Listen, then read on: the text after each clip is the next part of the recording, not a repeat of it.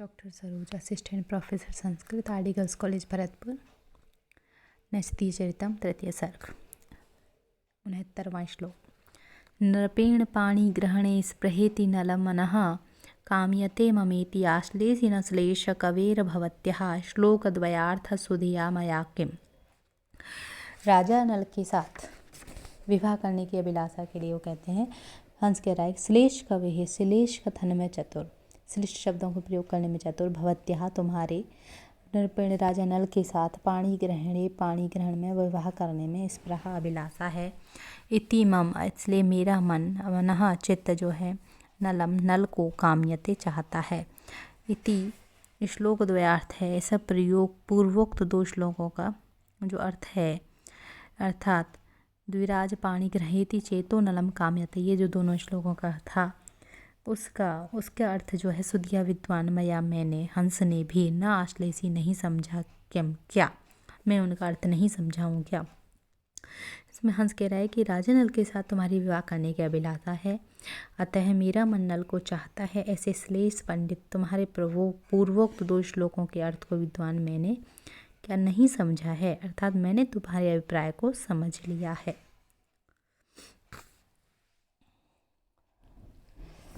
अगला श्लोक। त्वच्चेतसः स्थैर्य विपर्ययं तु संभाव्य भाव्यस्मि तदज्ञ एव, लक्ष्ये हि बालाहृदि लोलशीले दरापराधेषुरपि स्मरः स्यात्। तू किंतु त्वच्चेतसः तुम्हारे मन की, स्थैर्य विपर्ययम अस्थिरता की, संभाव्य संभावना करके, तदज्ञ उसका अनभिज्ञ ही के समान, उसके अनभिज्ञ के समान ही, भाव्यस्मि मैं बन गया हूँ ही, क्योंकि लोलशीले चंचल स्वभाव वाले, बाला के हृदय में, लक्ष्य में, स्मरो अपि कामदेव भी, दरापराधेषु लक्ष्य से भ्रष्ट, शात शायद हो जाता है। यहाँ पर कह रहे हैं किंतु बाला होने के कारण तुम्हारे मन की अस्थिरता की संभावना करके मैं उसका अनभिज्ञ सा बना हूँ। दोनों श्लोक जो तुमने बोले थे उनका अर्थ को ना जानने वाला सा बना हूँ, क्योंकि चंचल स्वभाव वाले बालक के हृदय में कभी कभी कामदेव भी लक्ष्यभ्रष्ट, चंचल स्वभाव वाली कोई बाला होती है तो उसके लिए कभी कभी कामदेव भी लक्ष्यभ्रष्ट हो जाते हैं। हंस यह स्पष्ट करता है कि बाला होने से तुम्हारा मन चंचल है, इस कारण हो सकता है कि तुम्हारा काम पीड़ित मन बाद में परिवर्तित हो जावे, अतः मैं तुम्हारी अभिलाषा को जानकर भी अनभिज्ञ बना हुआ हूँ। लोलशील लक्ष्य से यहाँ ध्वनित होता है कि धनुर्विद्या में निष्णात व्यक्ति का बाण अस्थिर लक्ष्य पर सही नहीं लग सकता है, उसी प्रकार बाला होने से चंचल दमयंती के मन में नल प्राप्ति की अभिलाषा संभवतः स्थिर नहीं रह सकती है और उस दशा में कामदेव लक्ष्य भ्रष्ट हो सकता है। वैसे भी दूसरे के मन की बात कौन जान सकता है।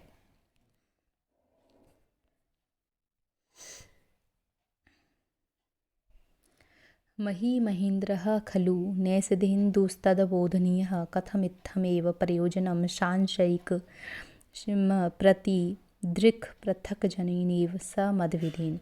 नैषधेन्दु नैषद चंद्र राजा नल, मही महेंद्र पृथ्वी के राजा, सह वह नल, तद उससे, पृथक जनेन नीच व्यक्ति के, एवं समान, मदविधेन मेरे जैसे व्यक्ति के द्वारा, इद्रक इस प्रकार के सांशयिक संदेह से युक्त प्रयोजन प्रतिकार्य के लिए, इत्थमेव ऐसा ही, कथम कैसे बोधनीय निवेदन करें। नैषद चंद्र राजा नल से बीच, नल से, यहाँ पर हंस कह रहा है कि नैषदीय चंद्र राजा नल से नीच व्यक्ति के समान मुझ जैसे विश्वस्त व्यक्ति के द्वारा इस प्रकार के संदिग्ध कार्य के लिए बिना विचार किए ही कैसे कहा जाए, अर्थात मैं संदिग्ध कार्य के लिए राजा नल से निवेदन करने में असमर्थ हूँ।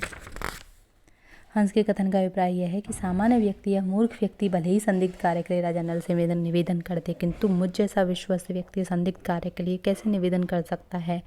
बाला हृदय होने से तुम्हारा कथन अविचारित प्रतीत हो रहा है, इस कारण वह संदिग्ध है।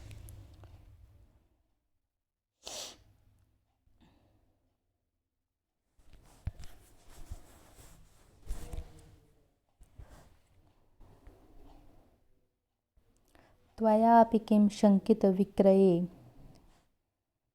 अस्मिन्नधिक्रिये वा विषये विधातुम् इतः पृथक् प्रार्थयसि तु यद्यत् कुर्वे तद् उर्वी पति पुत्री सर्वम्।